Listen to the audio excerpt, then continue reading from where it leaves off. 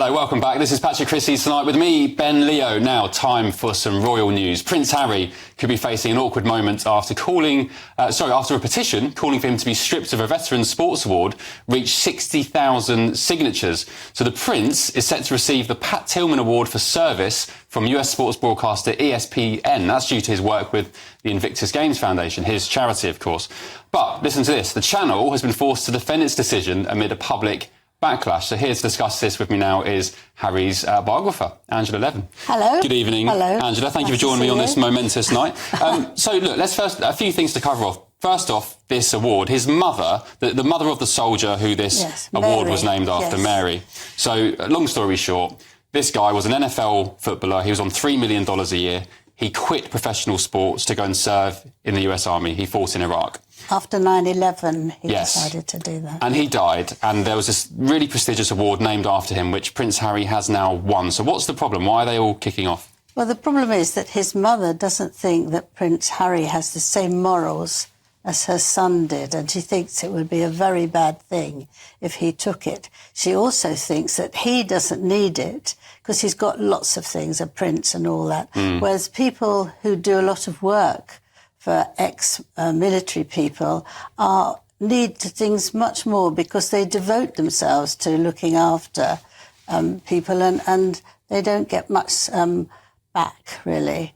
And she just feels that she absolutely doesn't want Harry. She's been saying some really quite nasty things, that her son was moral and all that. But Harry, he's been very rude to his family and she just doesn't like that. And she doesn't want her son associated with that. So it's Harry's behaviour, particularly to his own family, that has upset Mary, the mother of this late soldier? Oh, yes. She thinks that he has no morals, you see. And she's fighting it very, very hard. It's now 60,000 people are agreeing with her. And I think that's partly because he's not popular anymore in the United States. You say that, but I was looking earlier and US publication Newsweek, sort of Meghan and Harry's mouthpiece, I guess, they had some polling a few weeks back saying that Meghan, at least, was now on par with King Charles in the popularity stakes. Is that a load of... What? Is that a load of sort of Meghan and Harry guff? I think it is guff, isn't it? I mean, you can see that because they see inside them now what they're doing, which is very unkind and all about them.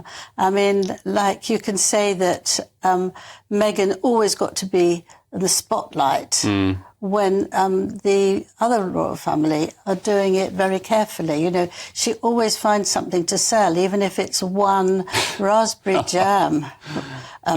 Bottle, and she does do those things when they're inappropriate, and she can't help it. She has to be in the forefront and she has to win, so it makes it very difficult. So in terms of the award, I suppose the best way Harry could prove his moral credentials is by saying, OK, look, there's a lot of furore about me accepting this award. I'm going to respect the mother of this late soldier, and do you know what? Give it to someone else. Can we expect him to do that? Do you reckon? Well, they don't even mind if she doesn't even mind if he gives it to the Invictus Games itself, but he shouldn't have it. It should go to the Games. Do you think he'll do that though? I don't think so. I think they like having these games. I mean, there's the award, another two that was getting a legend. He was a legend for aviation when he was in Afghanistan. But he never was one pilot. He was an assistant pilot, so he didn't do the whole lot. So people didn't like that, but that took no notice of that. And the daughter of Robert Kennedy, Kerry, who awarded him for being brave enough to attack the royal family for their racism. But we have discovered later that there was no racism in the royal family, and none of these things have gone back. So I don't think he will actually give back this latest thing. Well, look back to the Oprah Winfrey interview. There was a litany of lies, proven lies, and they didn't even name the so-called royal racist, just leaving a question mark in the air, a complete bombshell on the royal family. And actually, I think the late Queen was still alive at the time. So, how would that leave her and Philip? I mean... The Duke of Edinburgh was very ill in hospital at that time. The Queen had asked them if they could postpone it and not do it while he was dying, really. So look, maybe the mother of this late soldier has a point. She's seen clearly what the world has seen and the way he's treated his family. But look, there's rumours going around today, or in recent days anyway, that King Charles may be extending an olive branch to Harry and Meghan with a potential invite to Balmoral. Is there anything in that? Well, he does that every year because he would like to see the family, but he wants them to bring the children. He has said that he wants to see them, but I don't think he wants to see them without the children. He hasn't seen them, 4 and 2, more than once when they were absolutely tiny. And that's that's what he wants to do. But I don't think Meghan will go there. I think she would hate it. She doesn't want to be told what to do and when to go for a walk and when to eat and how often to change. I mean, she's not one of those girls. And each year they've refused to accept the invitation. So we'll just wait and see. Do you think that was Meghan's problem, really, whilst she was in the UK and an active member of the royal family? She just kind of didn't get it, didn't want to be ordered she didn't around? Get it. I think she's got it now, and I think she regrets a bit of it, but she's trying to do it herself. She's trying to do an alternative royal family in America. But I think she just couldn't understand it. She felt that she should be discussing with the Queen all the way to make the things that they do more modern.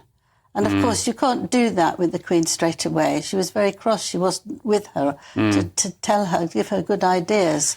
But you don't do that. If you go to a new company in a new country, you're very quiet and you grow up the scale slowly. Yeah. And that she couldn't do that. And I guess there's a way of doing those kind of things. Just be a bit shrewd about it, give it a bit of time, settle yourself in and so on. But regardless of everything that's happened with Harry and Meghan, I just find it so sad and it's desperate that the King hasn't really got to know his grandchildren.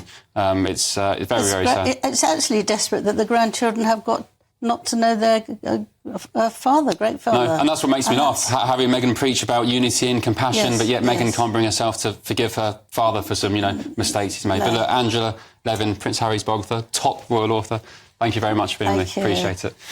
Right,